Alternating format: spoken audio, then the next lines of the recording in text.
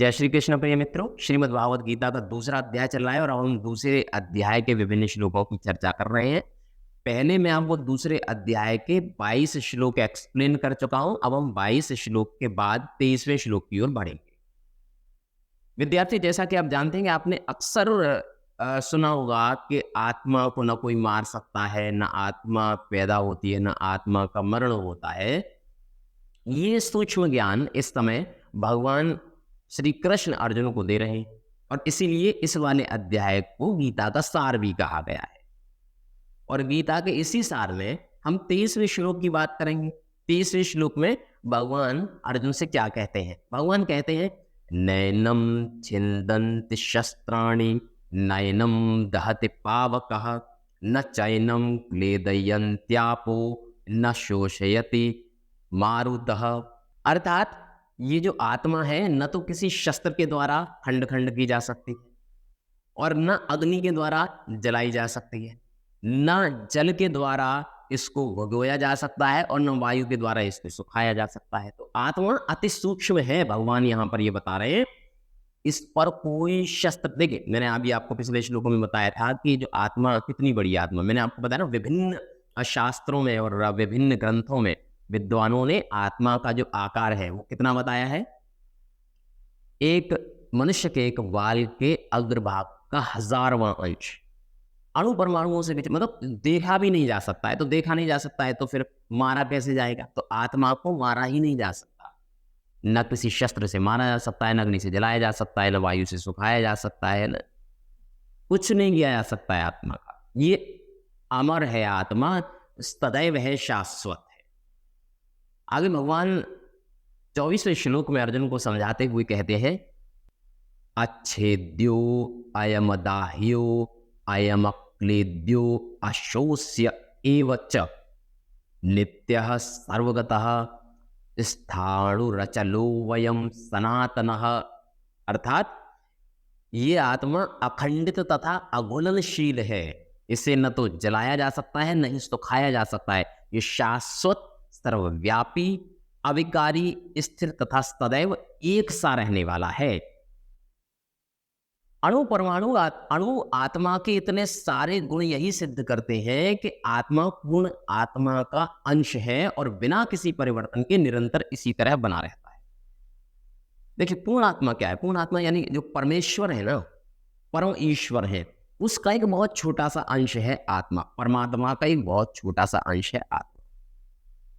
तो इस बात को समझना बहुत सूक्ष्म बात है, लेकिन आप साधारणतया बस इतना समझें कि आत्मा प्रत्येक मनुष्य के अंदर शरीर बदल रही है। जैसे अभी मैंने आपको पिछले श्लोक में बताया था कि आत्मा जो है शरीर रूपी वस्त्रों को परिवर्तित करती है और कुछ नहीं करती है ना। और आत्मा अखंडित है, अघुलनशील है। इस पर न तो कोई शस्त्र कार्य कर सकता। ये स्थिर है, अविनाशी है और शाश्वत है। तो इसीलिए अर्जुन को बहुत ज्यादा शोक इस बात को लेकर नहीं करना चाहिए कि वो किसी को मार रहा है। अगले श्लोक में फिर से देखिए, भगवान अर्जुन को समझा रहे हैं कि 25वां श्लोक है दूसरे अध्याय का, और भगवान कहते हैं, अव्यक्तो अयम अचिन्त्यो अयम विकार्यो अयम अच्युते तस्मादेवं विदित्वयनं नानुशोचितुर्मर्हसि।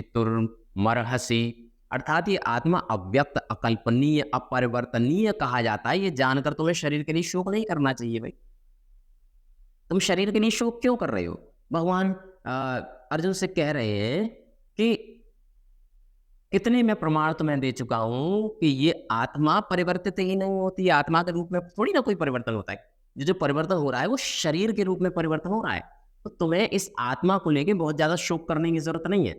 ये जितने भी व्यक्ति तुम्हें सामने दिखाई दे रहे हैं, इनकी भी मृत्यु होगी कुछ समय बाद, क्योंकि इनका जन्म हुआ है, परंतु आत्मा की मृत्यु नहीं होगी।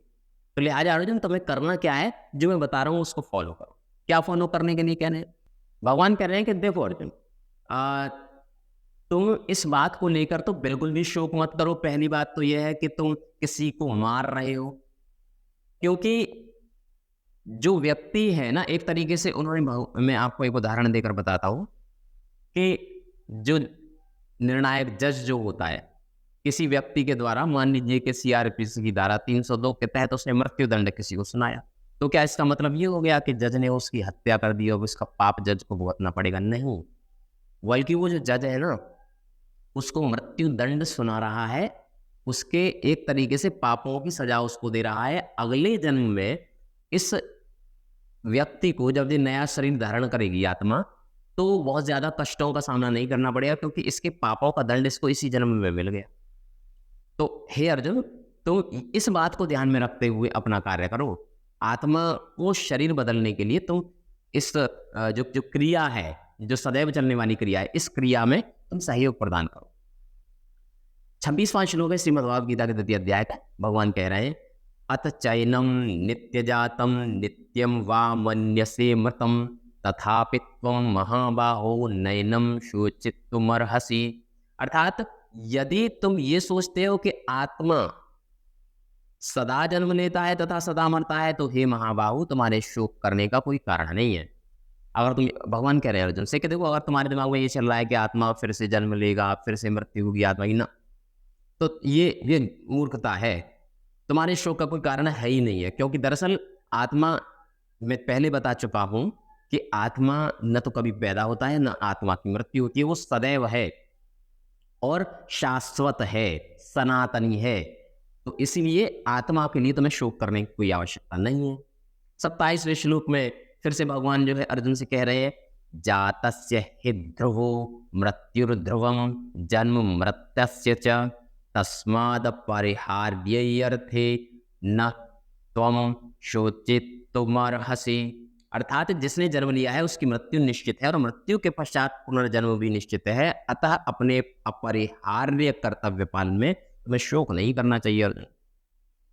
भगवान कह रहे हैं कि जो तुम्हारा जो कर्तव्य है ना, उस कर्तव्य के तहत तुम इन लोगों को मार रहे हो, लेकिन ध्यान रहे कि तुम जो है इस नाशवान शरीर को मार रहे हो, जिसका नाश होना ही होना है। इसमें तुम कुछ कर ही नहीं सकते हो। ऐसा थोड़ी ना है कि तुम इनको नहीं मारोगे तो फिर ये सदैव चिरंजीवी रहेंगे, इनकी कभी मृत्यु नहीं होगी। तुम इन्हें नहीं मारोगे तो मैं इन्हें मारूंगा, बल्कि मैं तो तुम्हें ये श्रेय दे रहा हूं कि इनको मार के जो है और तुम यश प्राप्त करो, कीर्ति प्राप्त करो। वैसे भी इनकी मृत्यु मेरे द्वारा होनी ही है, तो लिहाजा मैं ये चाहता हूं, क्योंकि तुम मेरे प्रिय सखा हो, तुम इनको मारो, इनका वध करो और उसके बाद यश प्राप्त करो। 28वें श्लोक में भगवान अर्जुन को कहते हैं कि अव्यक्तादीनि भूतानि व्यक्ता मध्यानि भारत अव्यक्त निधनान्येव तत्र का परिदेवना। सारे जीव ब्रह्मांड में अव्यक्त रहते हैं, मध्य अवस्था में व्यक्त होते हैं और विनष्ट होने पर पुनः अव्यक्त हो जाते हैं। अतः शोक करने की क्या आवश्यकता है। भगवान कह रहे हैं कि देखिए, 2 तरह के दार्शनिक हैं। एक तो वो जो आत्मा के अस्तित्व को मानते हैं और दूसरे वे जो आत्मा के अस्तित्व को नहीं मानते। कहा जाता है कि किसी भी दशा में शोक करने का कोई कारण नहीं है। आत्मा के अस्तित्व को न मानने वालों को वेदांतवादी नास्तिक कहते हैं। यदि हम तर्क के लिए इस नास्तिकतावादी सिद्धांत को मान भी लें तो भी शोक करने का कोई कारण नहीं है, क्योंकि आत्मा के पृथक अस्तित्व से भिन्न सारी भौतिक तत्व सृष्टि के पूर्व अदृश्य रहते हैं। इस अदृश्य रहने की सूक्ष्म अवस्था से ही दृश्य अवस्था आती है। जिस प्रकार आकाश से वायु उत्पन्न होती है, वायु से अग्नि, अग्नि से जल और जल से पृथ्वी उत्पन्न होती है, पृथ्वी से अनेक प्रकार के पदार्थ प्रकट होते हैं। जैसे एक विशाल गगनचुंबी महल पृथ्वी से ही प्रकट होता है, जब इसे ध्वस्त कर दिया जाता है तो यह अदृश्य हो जाता है और अनंतः परमाणु रूप में बना रहता है। शक्ति संरक्षण का नियम बना रहता है, किंतु कालक्रम से वस्तुएं प्रकट तथा अप्रकट होती रहती हैं। अंतर इतना है। तो भगवान फिर से अर्जुन से शोक न करने के लिए अर्जुन को प्रेरित कर रहे हैं और कह रहे हैं कि स्टार्टिंग में क्या है कि सारे जीव अव्यक्त, मतलब दिखाई नहीं दे रहे हैं। कुछ देर के लिए दिखाई देंगे, फिर अदृश्य हो जाएंगे। तो ये जो कुछ देर का जो मोह है ना, इसी मोह को त्यागना है तुझे, भगवान ही बताने का प्रयास कर रहे हैं। 29वें श्लोक में पुनः भगवान अर्जुन से कहते हैं, आश्चर्यवत् पश्यति कश्चिदेन माश्चर्यवद् वदति तथैव चान्यः आश्चर्यवश्चैनमन्यः शृणोति श्रुत्वाप्येनं वेद न चैव कश्चित्। कोई आत्मा को आश्चर्य से देखता है, कोई इसे आश्चर्य की तरह बताता है तथा कोई इसे आश्चर्य की तरह सुनता है, किंतु कोई इसके विषय में सुनकर भी कुछ समझ पाता है।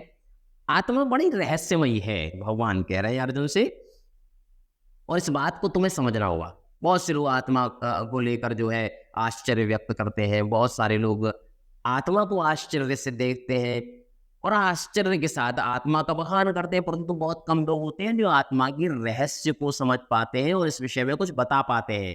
भगवान अर्जुन को बता रहे हैं कि ये आत्मा का सबसे बड़ा जो सत्य है वो ये है कि आत्मा न पैदा होता है न मरता है, इसलिए शोक मत कर।